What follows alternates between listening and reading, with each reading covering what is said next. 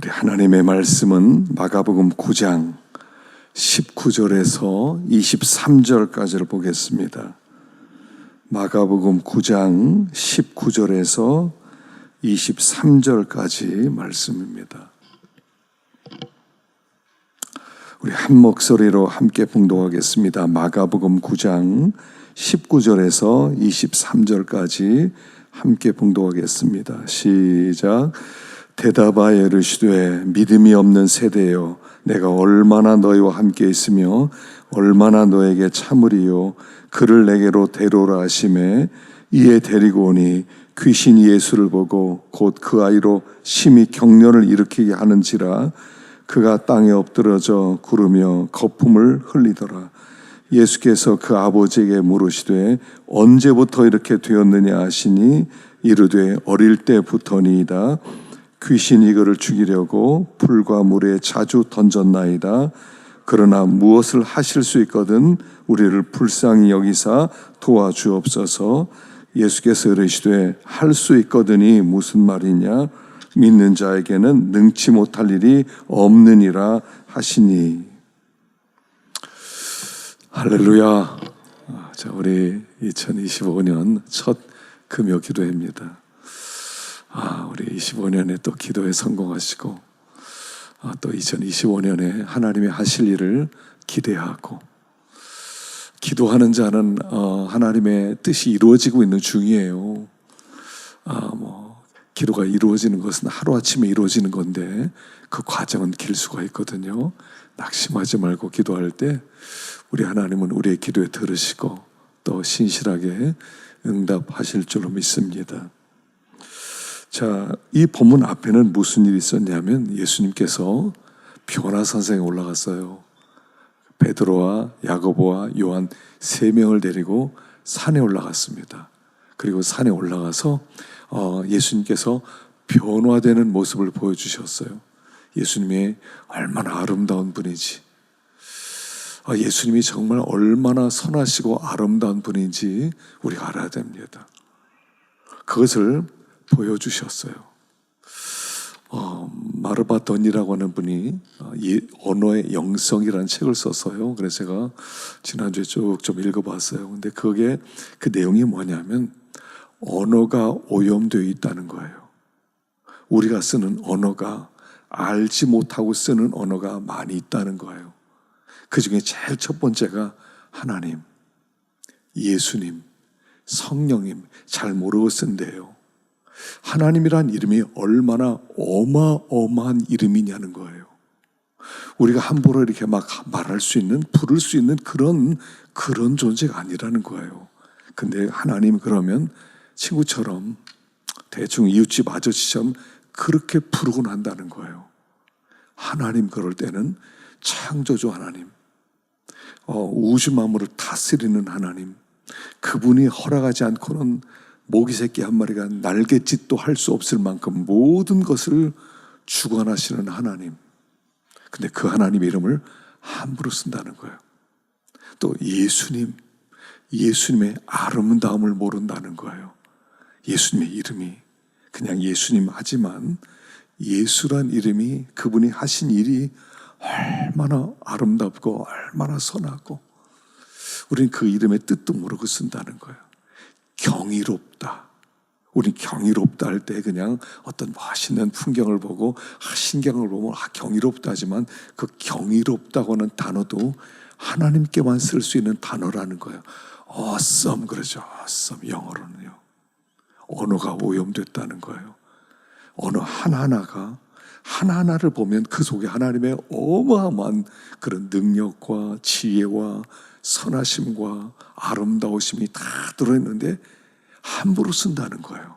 그래서 언어의 오염성을 우리가 제거하고 깨끗하게 그분 단어만 쓰게 될 때 굉장하다는 거예요.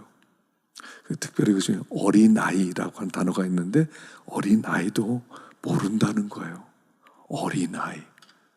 어린아이가 아빠 손 딱 붙들었을 때 그 얼굴에서 나오는 당당함, 두려움이 없음, 염려가 없음, 평안함, 우리가 그런 걸 아냐는 거예요. 어린아이. 우리는 단어조차도 다 이해하지 못하는 그런 존재라는 거예요.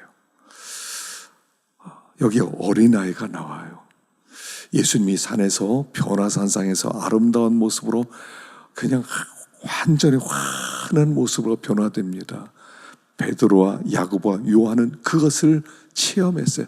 와, 베드로는요 거기 졸다가 정신없이 일어나서 예수님, 우리 여기 있는 게 좋습니다. 여기다 집이다 짓고 삽시다. 너무 좋습니다. 너무 아름답게 빛났거든요. 우리도 언젠가 그 주님의 아름다움을 보게 될 것입니다.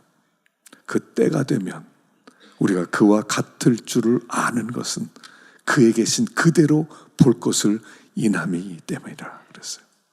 그래서 예수님의 아름다운 모습으로 너무 아름다운 천국을 누리다가 이 땅에 내려왔습니다. 근데 이 땅에 보니까 거기에 일이 있었어요. 자, 17절, 18절 읽어보겠습니다. 17절, 18절 시작. 무리 중에 하나가 대답하되 선생님, 말 못하게 귀신 들린 내 아들을 선생님께 데려왔나이다. 귀신이 어디서든지 그를 잡으면 거꾸러져 거품을 흘리며 이를 갈며 그리고 파리해지는지라. 내가 선생님의 제자들에게 내쫓아달라 하였으나 그들이 능히 하지 못하더이다. 산 위에는 은혜의 색이었어요. 놀라운 변화의 색이었어요. 근데 산을 내려오니까 전쟁터였어요.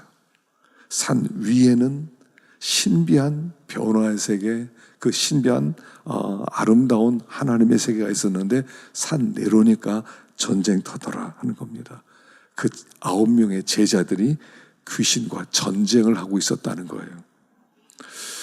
여러분, 마귀는 군대라는 걸 알아야 됩니다. 마귀는 그냥 자기 졸개들과 함께 무리 때 뭐 양아치들 몰려다니는 것처럼 조폭들처럼 여기저기 밀려다니는 존재가 아니라 귀신은, 마귀는 군대예요. 군대는 계급이 있어요. 그리고 군대는 지휘하는 자가 있어요. 군대는 정보망이 있어요. 군대는 사기가 있어요. 군대는 싸우는 힘을 가지고 있어요. 군대는 무기가 있어요. 이게 마귀의 세계예요. 우리는 마귀를 우리가 너무 크게 여길 필요, 작게 여길 필요도 없지만, 그러나 마귀에 대한 정보가 있어야 되는데, 마귀는 엄청나게 체계적인 어떤 조직세계라는 거예요. 그래서 그 조직세계가 그들이 철저하게 조직적으로 움직이고 있는, 그래서 그들은 목표를 가지고 있다는 거예요. 하나님 나라를 무너뜨리는 것. 이게 그들의 목표라는 거예요. 그래서 이 땅에선 전쟁터입니다. 이 땅은요, 우리가 쉬지 않고 마귀와 싸우는 거예요. 근데 전쟁터라는 걸 느끼지 못한다 하는 것은 뭐냐면 우리가 삶의 목표를 잃어버렸다는 뜻이에요. 삶의 목표를 잃어버리면 마귀가 공격하든지 마귀가 우리를 무너뜨리든지 시험을 하든지 관계없어요. 전혀 문제가 안 돼요. 그러나 우리가 목표를 가지고 믿음으로 살려고 작정하는 순간 엄청난 역풍이 분다는 것을 알게 될 것이다 하는 것입니다. 그래서 산 위에는 아름다운 하나님의 세계가 있었는데 산 아래에 오니까 전쟁터였다. 그 한 사람이, 한 아이가 한 청소년 정도 된 것 같아요. 귀신 들렸어요. 귀신 들렸는데 이 귀신 들린 게 듣지 못하고 말하지 못하게 하는 귀신이 들렸단 말입니다. 이를 물고, 마귀가 역사하면 이를 물고 거품을 묻는 발작이 일어났다는 것입니다. 이게 무슨 뜻이냐면요, 어릴 때부터 아이가 귀신 들렸어요. 이를 물고 거품을 물었다는 것은 부글부글 마음 가운데 분노가 있었다는 거예요. 여러분, 분노해서 화낸 사람 보셨어요? 제가 고등학교 다닐 때 아주 안 좋은 그 친구 하나가 있었는데, 한 번은 선생님 나와 하고 이제 선생님 나와라고 해서 막 혼냅니다. 그러니까 이 아이가 눈이 돌아가면서 막 거기 씩씩대기 시작하면서 막 씩씩대는 거예요. 그리고 나서 거품을 무는 거예요. 선생님 때려 죽이려고 덤비는 거예요. 그래서 학생들이 막 말려가지고 교실 밖으로 끌고 나간 적이 있어요. 이렇단 말입니다. 아이가 분노 가운데 사로잡혔어요. 어떤 귀신이 들렸습니까? 이 아이는 말 못하게 하는 귀신이에요. 말 못하. 언제요? 어릴 때부터요. 이것은 그 사회가 얼마나 악한 사회인가를 말해주는 거죠. 여러분, 우리가 자녀를 키울 때 자녀가 귀신 들린다는 걸 알아서 아셔야 돼요. 자녀가 우리 아이들 함부로 막 말하고 함부로 아이들 대하고 함부로 하면 아이들은 말을 못해요. 어리니까, 부모니까요. 부모는 절대적 힘을 가지니까 말을 못해요. 근데 속에서 병 들어가고 있다는 거예요. 거기에 귀신이 들리고요, 분노가 싸고요, 말은 못해요. 근데 이를 부득부득 갈 수 있어요. 그게 그 시대의 시대상이었을 뿐이나 오늘 우리가 사는 이 시대의 특징도 그럴 수 있다는 거예요. 아이들이 분노 가운데 있어요. 옛날에 어떤 만화가 있었거든요. 우리나라 만화가 있었는데 아주 작은 몇 편의 만화예요. 아이가 너무 힘들어가지고 아파트에서 그냥 옥상에서 이제 뛰어내리려고 합니다. 뛰어내리려고 하면 이제 손만 놓으면 뛰어내리는데, 근데 뒤에서 엄마가 부엌에서 일하고 있다. 야, 학원 가라 하는 모습이었어요. 야, 학원 가라. 이 아이는 뛰어서 죽으러 가는데, 지금 그런 시대죠. 영적인 세계에 관심이 없는 세대예요. 우리 아이들이 귀신 들어가고 있는 거예요. 여러분, 아이들이 스마트폰 하거든요. 스마트폰 하루에 3시간 하는 사람 통계적으로 보니까 3시간 정도 스마트폰에 빠져 있는 아이들은요, 우울증이 생긴대요. 염려와 불안에 쌓이는 아이들이 많대요. 폰에 쌓이니까. 이 세상과 가상세계와 현실세계를 구분을 못한대요. 근데 우리 아이들이요, 스마트폰은 엄청 할 겁니다. 여러분, 아이들 자는 줄 아는데 누워서 계속해요. 게임을 할 것이고요, 아이들이 그리고 나서 그걸 가지고 아이들과 톡도 하고요, 유튜브도 보고요, 3시간씩만 하면 아이들은요 병에 걸리게 돼 있어요. 미국에서는요, 그 학교 들어가면 무조건 폰을 어떤 조그만 통에 넣게 만들어요. 그리고 뚜껑을 닫게 만드는데, 들어가면서 뚜껑에 딱 닫는데 뚜껑을 한번 닫으면 번호 키가 주어질 때까지 열리지 않게 만들어요. 그래서 점점 더 폰을 쓰지 못하게는 학교가 미국의 주가 반이 넘었고요, 지금 거의 모든 주에서 그걸 법안으로 만들어가고 있어요. 그게 아이를 보호하는 거라고요. 우리 시대는 아이를 보호할 수가 없어요. 아이들은 그냥 공부만 하면 돼. 게임을 하든 밤을 새든 관계없어. 아이들은 우울증과 불안과 그리고 염려 가운데 사로잡히는 거예요. 이거 아세요?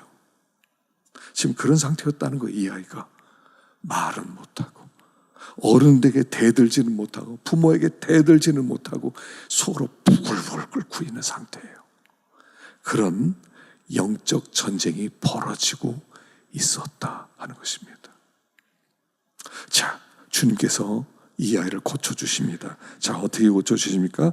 19절 첫 번째 19절 시작.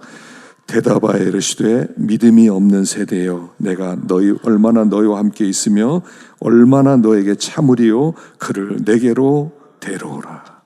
첫 번째, 이 귀신과 전쟁에서 승리하는 첫 번째, 나에게 데려와라. 예수께 데려와라. 예수님께 아이들을 노출시키라는 거예요. 아이들이 예수님을 만나게 해주라는 거예요. 아이들이 하나님의 말씀을 들을 수 있게 하라는 거예요. 아이들이 하나님의 백성들 속으로 들어와서 함께 교제할 수 있도록 만들어 주라는 거예요. 첫 번째예요. 아이를 치유하는 첫 번째 방법, 예수님께 아이를 노출시키세요. 데리고 나오세요. 아이들요, 너무 사정 봐주지 마세요. 사정 봐주지 마세요. 아이들은 약간 좀 믿음으로 약간 거칠게 기를 필요가 있어요. 아브라함이 이삭을 어떻게 교육시킵니까? 이삭을요, 하나님 너 바치래. 그리고 아이를 죽이려고 그래요. 아이고, 얼마나 놀랬겠습니까? 청소년기 이 아이가 노출시키는 거예요. 근데 이 아이의 심령 가운데 믿음이 들어가는 거죠. 여러분, 어릴 때부터 교회 자주 나오고요. 어릴 때부터 새벽 기도 갈 때 아이들 데리고 나오고, 수요일 날도 데리고 나오고, 금요일 날도 데리고 나오고, 그렇게 해서 노출시킨 이 아이는 하나님이 그를 지켜주십니다. 그런데 주님께 데려오지 않으면 못 지켜요. 못 지켜요. 부모가 지켜요? 부모 못 지켜요. 대학 딱 들어가 보세요. 당신 다니는 교회는 안 갑니다. 안 갑니다. 그렇게 되는 거예요. 제가 지난번에 워싱턴에 집회 갔는데요. 거기 어떤 군 출신 집사님이 한 분 계시더라고요. 군에서 20년 이상 동안 근무했고, 그리고 굉장히 성실하게 신앙생활 잘하고, 아이들이 말 잘 들었대요. 근데 대학 딱 들어가니까요, 어느 학교를 갔는데 그 이후로 10년 동안 아들의 얼굴을 못 봤대요. 연락이 끊어졌대요. 그래서 이 아이를 찾으러 애를 쓰는데 찾을 수가 없대요. 그래서 자기가 회개했대요. 이 아이의 마음을 난 모르고 있었다. 회개했대요. 그래서 10년 동안 하루 빠짐없이 기도를 했대요. 그랬더니 10년 만에 아버지 생일에 차를 끌고 왔더래요. 스포츠카를. 아버지 선물이라고. 그동안 죄송했다고. 그 이후로 아들과 화해했대요. 여러분, 아이들이 말 안 하지만요, 말 못하는 귀신 들렸어요. 말을 안 하지만요, 나중에 무슨 생각을 가지고 있는지 몰라요. 여러분, 예수님께 노출시켜야 돼요. 어렸을 때 자꾸 데리고 나오셔야 돼요. 저는 아이들 교회 데리고 나오면요, 걱정 별로 안 해요. 쟤는 믿음으로 살 거다. 견고해진다. 근데 노출시키지 않는 아이들이 걱정돼요. 참 걱정돼요. 쟤 떠나겠구나. 자꾸 노출시켜서 교제하게 만들고, 기도하게 만들고, 기도 받게 만들고, 어울리게 만들고, 수련회 같이 가게 만들고. 첫 번째, 예수님께 노출시켜라. 그게 사는 길이다 하는 것입니다. 두 번째, 23절입니다. 23절 시작. 예수께서 이르시되 할 수 있거든이 무슨 말이냐? 믿는 자에게는 못할 일이 없느니라 하시니 곧 그 아이의 아버지가 소리를 질러 이르되 내가 믿나이다. 나의 믿음 없는 것을 도와주소서 하더라. 두 번째, 첫 번째는 예수님께 노출시키세요. 두 번째는 믿습니다. 믿음이에요. 여러분, 주님이 우리를 고치는 방법은 믿음이에요. 믿음으로 고치세요. 믿으라는 거예요. 믿으라는 거예요. 회당장 야이로가 자기 딸 귀신 들려 죽어간다고, 병들었다고 그를 놔두고 예수님을 데려가죠. 예수님 오는 사이에 아이가 죽었습니다. 사람들이 얘기합니다. 아이 죽었어요. 예수님이 가나만 합니다. 돌아가시죠. 예수님이 가시면서 뭐라고 하세요? 믿기만 해라. 믿기만 해라. 주님의 말씀은 믿기만 해라. 주님의 역사는 믿음의 역사예요. 믿으라는 거예요. 믿으라는 얘기는 뭡니까? 의심하지 말라는 거예요. 의심하지 마라. 믿어라. 하나님을 믿으니 또 나를 믿어요. 할 수 있거든이 무슨 말이냐? 항상 우리 가운데 들어오는 의심이 뭐니까, 혹시 할 수 있을라나? 혹시 될라나? 이렇게 생각해. 할 수 있거든이 무슨 말이냐? 믿는 자에게는 능치 못할 일이 없느니라. 믿어라. 믿음이에요. 예수님은 믿음이 없는 동네에서는 일을 못 하셨어요. 믿지 않은 거로 더 일할 수 없어서 떠나셨다고 나와요. 믿는 거예요. 여러분, 믿는 사람이 역사를 봅니다. 믿는 사람. 아는 사람이 아니고 똑똑한 사람이 아니에요. 믿는 사람이에요. 신앙생활은요, 단순한 겁니다. 믿는 겁니다. 하나님이 하실 줄로 믿습니다. 성도의 예세대 믿습니다가 있어야 돼요. 믿습니다. 한번 해보십시다. 믿습니다. 시작. 믿습니다. 다시 한번 시작. 믿습니다. 이게 참 어려워요. 어려워요. 믿는 대로 된다고 그랬는데 안 믿어진단 말입니다. 어떡합니까? 믿습니다. 의심하지 말고 믿습니다. 이게 있어야 돼요. 하나님이 할 것을 믿습니다. 그래서 이 아이의 아버지가 그래요. 뭐 좀 할 수 있거든 좀 도와주세요. 할 수 있거든이 무슨 말이냐? 믿는 자에 능치 못할 일 없느냐니까 주님 믿음 없는 것을 도와주소서. 우리 하나님 앞에 나와서 이거 기도해야 됩니다. 주님, 제가 믿음이 없습니다. 사실 우리가요, 믿음이 없어요. 믿음이 없는 게 문제예요. 믿음이 없어요. 저부터 그래요. 저부터. 설교는 열심히 잘하는데 믿음이 없어. 어떤 때 딱 보니까 그렇더라고. 내가 믿음이 없더라고요. 아, 믿음이 없구나 내가. 하나님, 믿음 없는 걸 도와주십시오. 주님, 믿음을 더하여 주십시오. 우리가 믿음을 주시도록 기도하셔야 됩니다. 우리 금요일 날 나와서 기도할 부분이 이거예요. 하나님, 믿음을 좀 더해 주세요. 믿음 좀 주세요. 하나님이 하실 것을 믿는 믿음을 주세요. 뭐 하신다. 아, 예, 하시겠죠. 그리고 안 믿는 게 문제예요. 안 믿어요. 중요한 것은 안 믿고 있다는 거예요.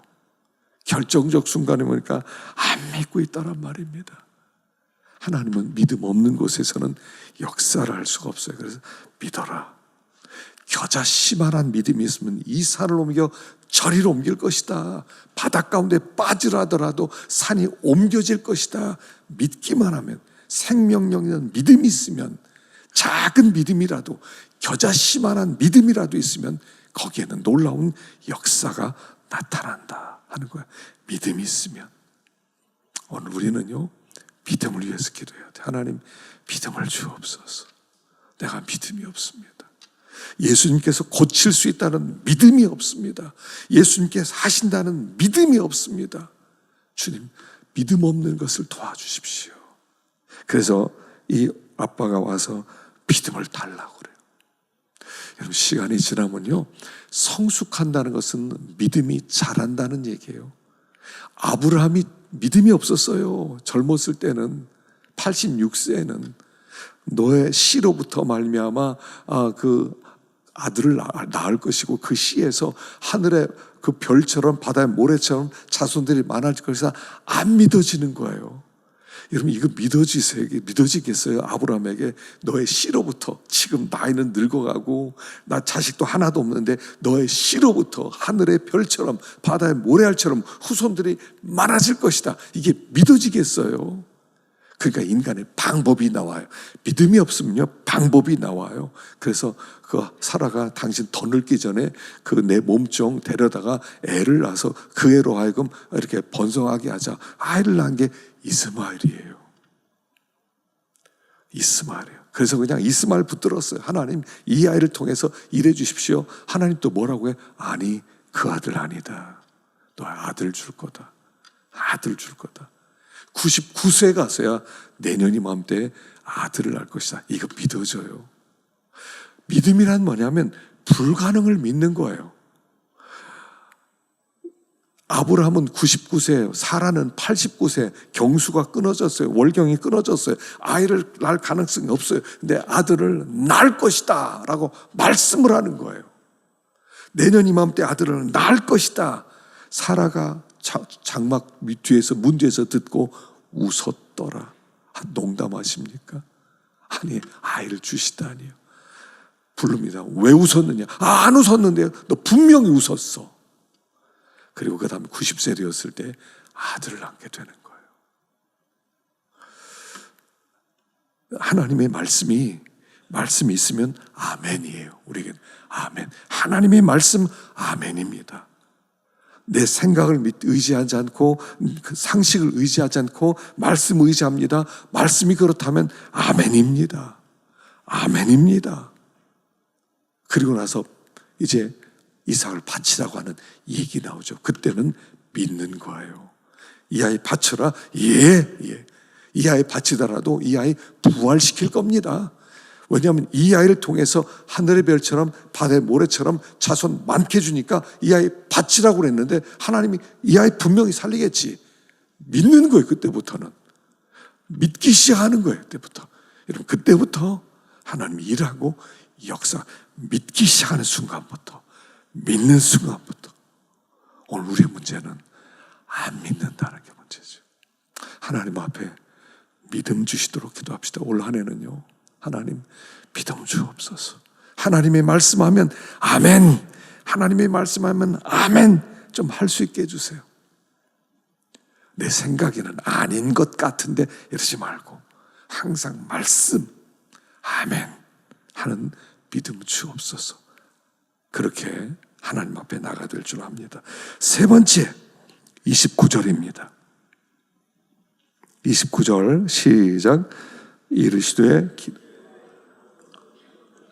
나갈 수 없느니라 하시니, 기도 외에는, 첫째는 예수님께 나와라, 두 번째는 믿어라, 세 번째는 기도해라. 기도 외에 다른 것으로는 이런 종류가, 이런 능력이, 이런 힘이 나갈 수가 없느니라. 자, 기도 외에 다른 것으로는요, 마귀를 쫓아낼 수가 없다는 거예요. 기도 외에는. 그래서 기도가 우리의 방법이에요. 여러분, 신앙은요, 기도가 방법이에요. 하나님 앞에 기도로 우리는 전진하는 거고요, 기도로 하나님의 역사를 이루어 나가는, 기도 외에는 방법이 없어요. 우리가 이 기도라고 하는 것이 얼마나 어마어마한 능력이 있는지 알면 기도할 것입니다. 기도 안 하는 이유는 안 믿어요. 설마 이런 것까지 기도해? 설마 기도한다고 되겠어? 우리도 모르게 이런 불신앙이 심겨져 있는 게 문제라는 거예요. 근데 예수님께서 그래요. 기도 외에 다른 것으로는 안 된다는 거. 오직 기도예요. 기도는 만능입니다. 그래서 기도면 역사가 일어납니다. 기도하면 하나님이 일하기 시작합니다. 기도하면 하나님이 듣기 시작합니다. 기도하면 하나님이 움직이기 시작합니다. 기도는 자물쇠를 여는 열쇠와 같은 것입니다. 하나님 앞에 기도로 나가는 거예요. 우리가 하나님 앞에 기도로 나가야 돼요. 여호수아가 아말렉과 싸움할 때 모세는 산으로 올라갑니다. 산으로 올라가서 손을 듭니다. 손을 들었더니 여호수아가 이깁니다. 힘들어서 손을 내렸더니 아말렉이 이깁니다. 옆에서 아론과 훌이 손을 붙잡아 줍니다. 손 내려오지 않도록. 그러니까 여호수아가 아말렉을 마침내 이기게 됩니다. 이기는 비결은, 출애굽기에서 가르쳐준 그 이기는 비결은 하나밖에 없다는 거예요. 기도 외에는 없다는 거예요. 광야 생활을 하면서 적군과 대적과 싸워 이길 수 있는 유일한 비결은 기도밖에 없다는 거예요. 우리 앞에 어떤 대적이나 문제가 있을 때 우리의 방법은 하나밖에 없다는 거예요. 기도밖에 없다는 거예요. 2025년 좀 더 기도해 보세요. 2024년보다 더 많은 역사가 일어날 거예요. 반드시 그렇게 될 거예요. 2025년이 새롭게 되길 원하십니까? 더 기도하시고 기도를 놓치지 마세요. 그러면 그만큼 하나님 더 일하시게 돼 있어요. 그건 시험해 봐도 돼요. 내가 뭐 시험해 봐야 되겠다. 그리고 매일 기도하는 시간을 써보세요. 몇 시부터 몇 시까지 기도한다. 뭐 몇 분 동안 기도했다. 매일 한번 해보세요. 그리고 어떻게 변화됐는가를 살펴보세요. 한 달 동안 기도하고 한 달 동안 어떤 일이 있었는가를 살펴보세요. 일주일 동안 기도하고 살펴보세요. 1년 동안 기도하고 살펴보세요. 분명히 하나님이 일하심을 보게 될 것입니다. 그게 하나님 약속이거든요. 하나님 기도를 통해서만 역사한다고 그랬어요. 하나님 앞에 기도로 나가는 거예요. 산에 올라가서 기도할 때 문제가 해결돼요. 많은 문제가 있습니다. 여러분 고민 없으세요? 문제 없으세요? 그럼 기도로 나와보세요. 엘리야가 문제가 있어서 호렙산으로 올라가는 겁니다. 이세벨이 죽이겠다고 쫓아오는데 호렙산으로 올라갑니다. 거기서 주님의 음성 듣고 다시 새로워지는 겁니다. 산에 올라가면 모든 문제가 새로워지는 겁니다. 하나님의 유일한 방법이니까 그래요. 유일한 방법이니까 구하라는 것입니다. 그러면 산에 올라서 기도하면 무슨 일이 벌어져요? 제일 먼저 첫째는 원수 마귀를 이기는 힘을 주세요. 원수 마귀는 이기는 힘을 주세요. 마귀를 상대할 수 있는 지혜를 주세요. 여러분, 마귀가 역사하면요, 이거 속수무책입니다. 마귀가 역사할 때는요, 막 역사하는요, 뭐 내가 할 수 있는 게 아무것도 없을 때가 있어요. 근데 그때 조용히 기도하라는 거예요.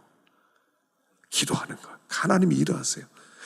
내가 기도하면 하나님이래요. 근데 우리 자꾸 내가 뭐 해보려고 그래요. 하나님께 맡겨야 돼요. 기도하면 마귀의 대적을, 역사를 이기는 힘을 주세요. 지혜를 주세요. 두 번째는 나를 이기게 해주세요. 우리의 문제는 뭐냐면 내가 나를 이기지 못한다는 거예요. 내 혈기를 이기지 못하고, 내 욕심을 이기지 못하고, 내 분노를 이기지 못하고, 내 낙심되는 마음과 염려스러운 마음, 이걸 이기지 못한다는 거예요. 그게 내가 나를 이기질 못해요. 다 종이에요. 내가 나의 종이에요. 노하는 것을 이기는 자는 성을 빼앗는 자보다 낫다고 그랬어요. 성을 빼앗는 자보다. 그만큼 나를 이기기가 어려워요. 나를 이기게 만들어주세요. 하나님 앞에 기도하러 나오시면요, 다 해결돼요. 웬만하면 다 해결됩니다. 기도 외에는 다른 방법이 없다는 것입니다. 기도한다는 것은 하나님께 집중한다는 것입니다. 하나님, 당신에게 집중합니다. 하나님, 당신만 바라봅니다. 난 당신만 바라보기에 목마릅니다. 이게 산으로 올라가서 기도하는 거예요. 산으로 올라가서. 올해는 우리 기도원에 이제 금요일날 뭐 날씨가 풀리면 한 달에 한 번이라도 좀 갔으면 참 좋겠습니다. 작년에는 산 못 갔는데 좀 올라가서요, 기도원에 가서 들판에 나가서 기도하고, 기도하는 가운데 하나님의 음성을 듣고 문제가 해결되고 그랬으면 좋겠어요. 험악한 시대를 살아갑니다. 세계 경제학자들이 모여서 2025년이 어떻게 될 것이냐 한 단어로 표현해봐라 그랬을 때 제일 많이 나온 단어가 뭐냐면 디스오더란 단어였어요. 무질서한 세계. 도대체 뭐가 어떻게 될지 모르겠다.